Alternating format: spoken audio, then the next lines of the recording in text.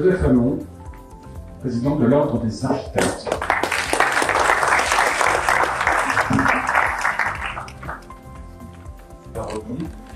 Et notamment, j'aimerais bien que vous rebondissiez sur les propos de M.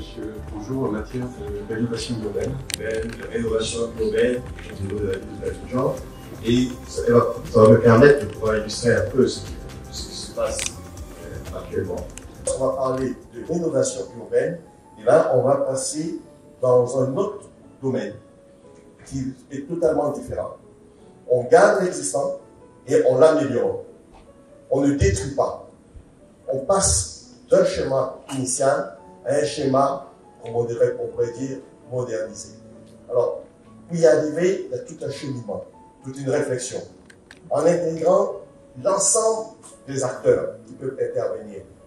Aller de manière isolée court à l'échec.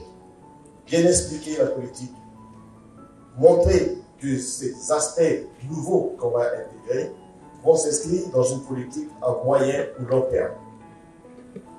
Dans le cas de la ville d'Abidjan, ou je dirais de la zone du Grand Abidjan qui a été présentée tout à l'heure, il faut savoir que dans les 50 années à venir, il y aura un phénomène mégalopole entre Abidjan et Lagos qui sera la plus grande mégalopole au monde.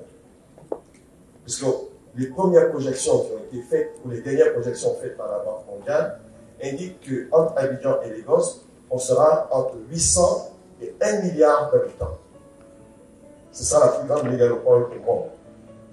Et si aujourd'hui, on n'entre pas dans un process qui tienne compte de cette forte évolution de l'urbanisme, parce qu'on aura une continuité entre Abidjan et Lagos, on risque d'être complètement en marge d'un développement sur la zone ouest africaine, et je dirais même sur le continent africain. Donc il y a nécessité de passer par l'ensemble de processus. Et il faut bien expliquer aujourd'hui que les réflexions qui sont portées présentement auront leurs résultats dans une vingtaine, une trentaine d'années. C'est déjà un premier aspect lié à ces volets de la rénovation urbaine.